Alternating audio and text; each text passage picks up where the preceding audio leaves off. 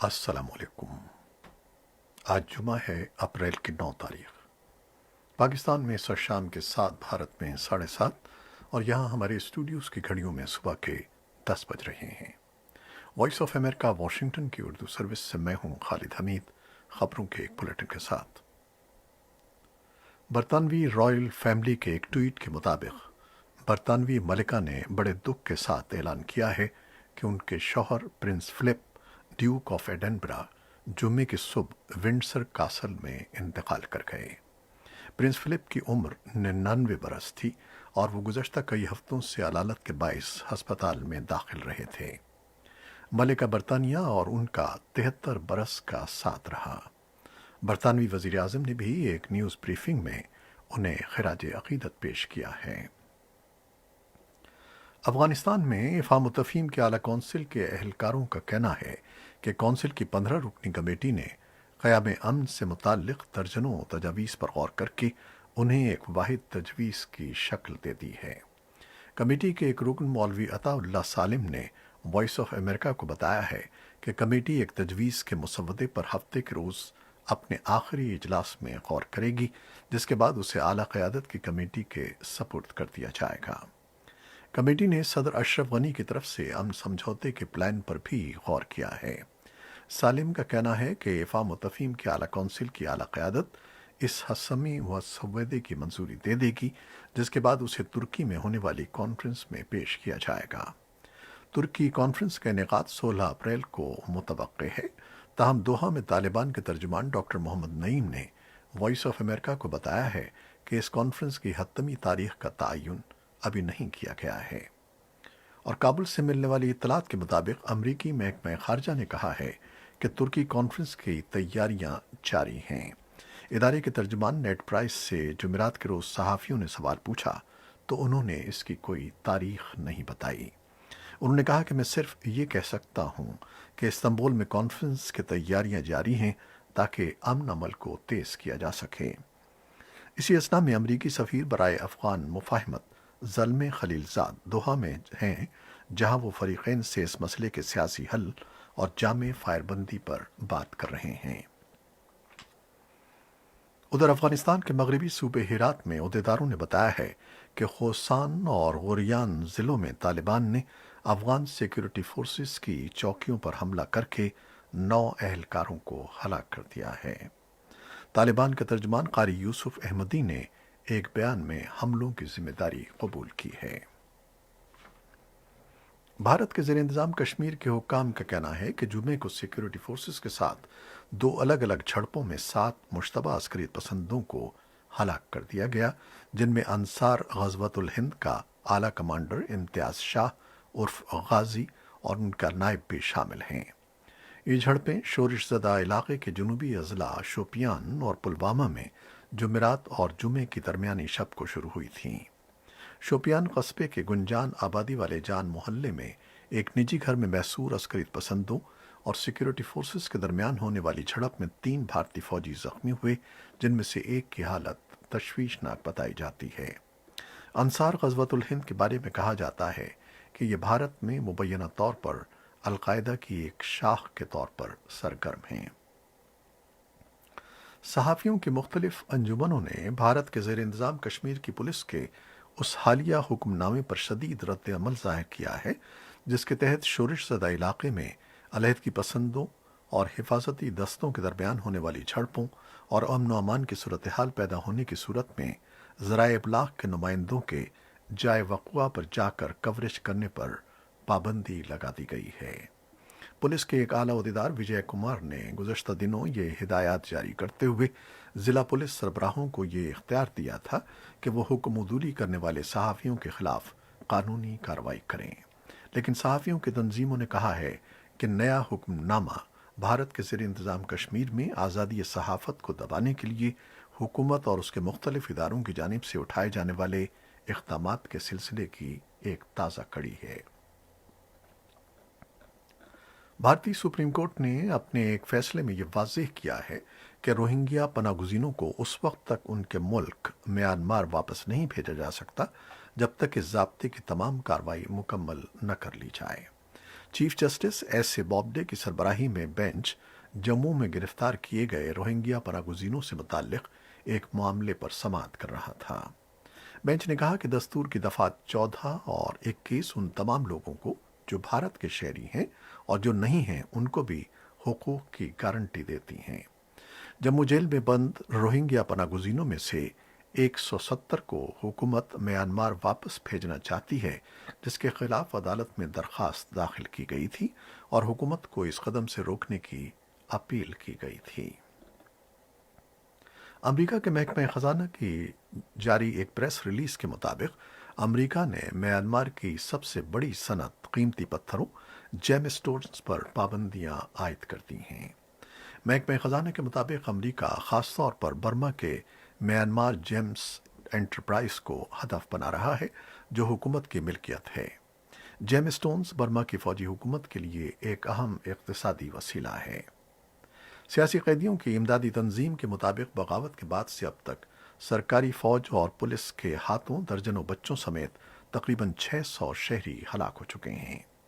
اے B P نے بتایا ہے کہ 3,500 افراد کو گرفتار کیا گیا ہے اور ان میں سے 2,750 تاحال زیر حراست ہیں۔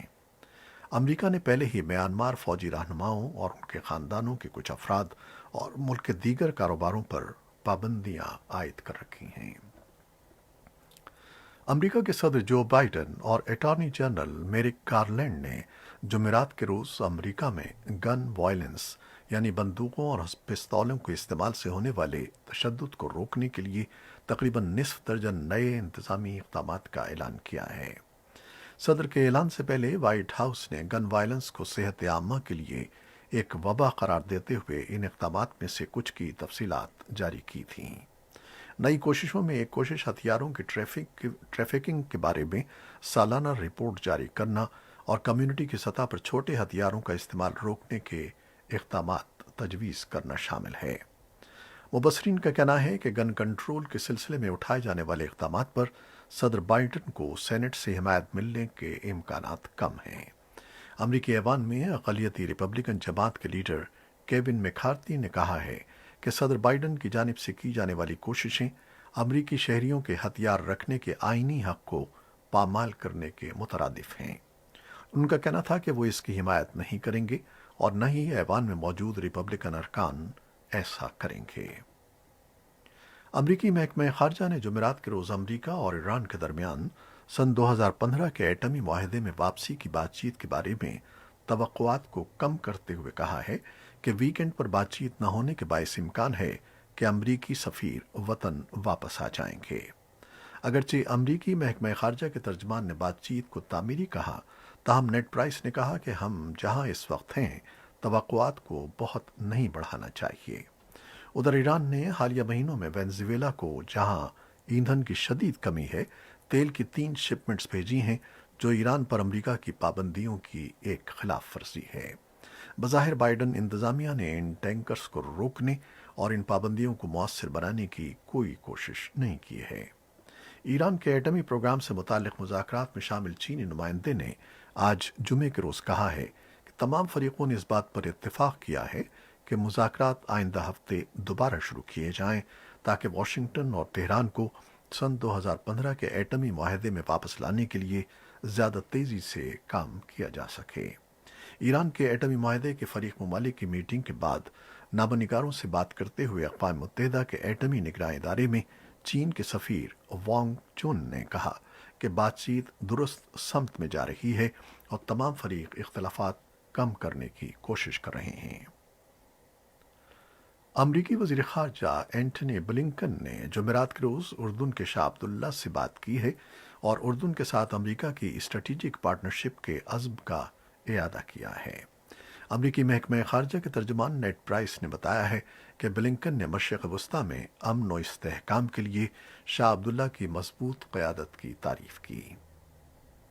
امریکی حکام کا کہنا ہے کہ انہوں نے میکسیکو کی سرحد کے پار تنہا سفر کرنے والے تقریباً 19,000 بچوں کو تحویل میں لے لیا ہے۔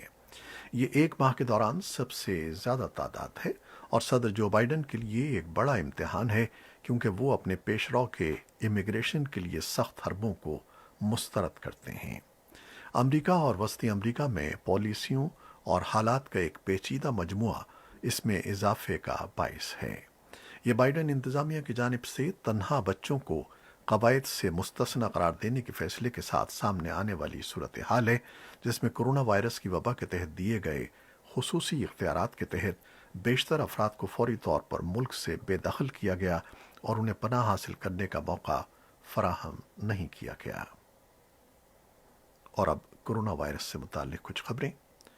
بھارت میں گزشتہ ماہ کے دوران حفاظتی تدابیر کی خلاف ورزیوں کے باعث کورونا کیسز کی تعداد میں 13 گنا اضافہ ہوا ہے۔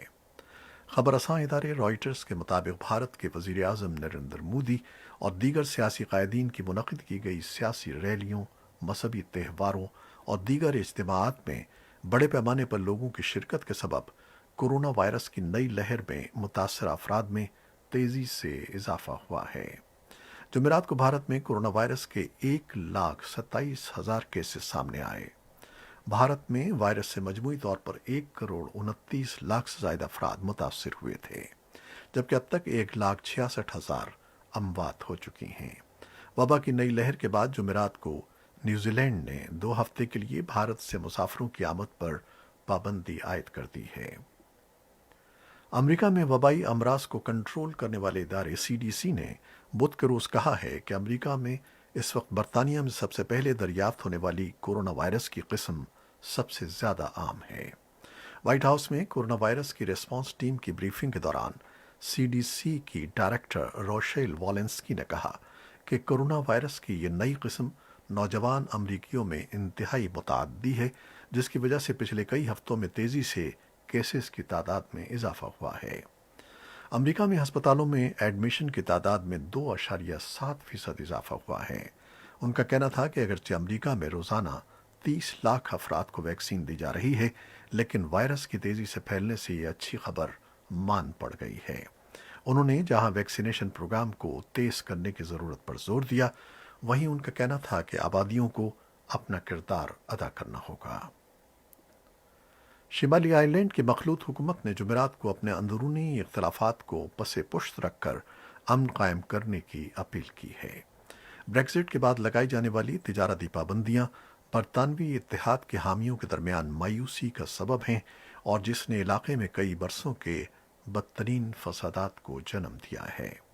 اپیلوں کے باوجود جمعرات کی رات آئرش قوم پرست علاقوں میں جھڑپوں میں مزید اضافہ ہوا، جس کے بعد صورتحال پر قابو پانے کے لیے پولیس کو پانی کی توپوں کے ساتھ پیٹرول بم اور پتھراؤ کرنا پڑا۔ آئرش اور برطانوی حکومت کے ساتھ ساتھ وائٹ ہاؤس نے بھی لوگوں کو پرامن رہنے کی درخواست کی ہے۔ برطانیہ کے صوبائی دارالحکومت بیلفاسٹ میں سینکڑوں نوجوانوں نے ایک بس ہائی جیک کر کے اسے آگ لگا دی اور پولیس پر پتھراؤ کیا۔ ان مناظر نے کئی دہائیوں پہلے کے ان فرقہ وارانہ فسادات اور سیاسی اختلافات کی یادیں تازہ کر دی ہیں جنہوں نے 1998 کے امن معاہدے سے قبل تقریباً 3,600 جانیں لے لی تھیں۔ ایک ہفتے سے جاری ان ہنگاموں میں 55 پولیس افسران زخمی ہو گئے ہیں، جبکہ 13 اور 14 سال کے لڑکوں کو ان فسادات کے الزام میں گرفتار کیا گیا ہے۔ روس نے یوکرین کی مشرقی سرحد پر اتنے فوجی جمع کر دیے ہیں جو سن 2014 کے بعد سے جب روس نے کرائمیا کے علاقے کو اپنے ساتھ ملا لیا تھا، فوجیوں کی سب سے بڑی تعداد ہے۔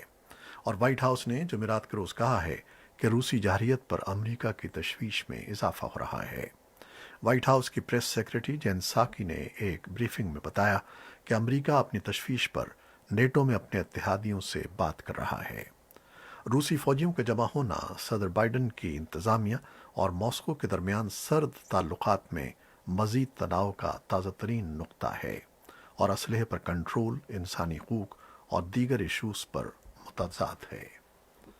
یہ تھیں وہ خبریں جو فیس بک لائیو پر ہم نے آپ کے لیے پیش کی۔ ہماری ویب سائٹ اور یوٹیوب پر یہ بلیٹن پوسٹ کر دیا جاتا ہے جسے آپ بعد میں بھی دیکھ سکتے ہیں۔ ہمارے اس بلیٹن کو شیئر کرنا نہ بھولیے گا۔ خالد حمید اجازت چاہتا ہے۔ اللہ حافظ۔